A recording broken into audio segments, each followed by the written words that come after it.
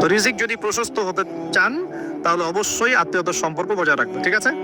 আল্লাহ তৌফিক দান করুন, আমিন। আর শেষ জামানে তো ভাই বাবা ছেলের সাথে দূরত্ব, মা ছেলের সাথে দূরত্ব, ভাই ভাইকে দেখতে পারে না। আমরা তো সালামও দিই এখন হিসেব করে, দল দেখে সালাম দেই, হ্যাঁ, মানুষ দেখে সালাম দেই। এবং আমার দলের, আমার তরিকার কিনা, আমার দলের কিনা, আমার মাযহাবের কিনা, আমার সংগঠনের কিনা, এগুলো দেখে দেখে সালাম দেয়, তাই না? প্রিয় ভাইরা, এটাও কিয়ামতের লক্ষণ, বিশ্বাস করলেন না? আখিরুজ্জামানে হাদিসের মধ্যে স্পষ্ট আসছে যে আমাদের আগে আগে সালাম মানুষ বেছে বেছে দেওয়া শুরু করবে। কি বলা নাই, সবই বলা আছে। কিয়ামতের আগে আগে মানুষ সালাম বেছে বেছে দেওয়া শুরু করবে, আর মসজিদগুলো হবে চাকচিক্যময়, হেদায়েত উঠে যাবে।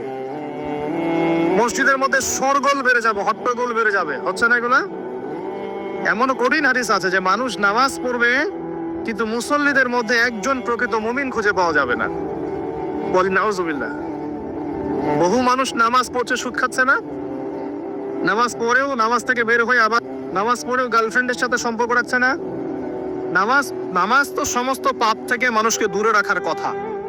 যখন নামাজ পড়েও আমরা কবিরা গুনাহ করছি, মানে নামাজ তো কবুল হচ্ছে না, হয়তোবা নামাজ সেরকম হচ্ছে না যেমনটা হওয়া উচিত ছিল।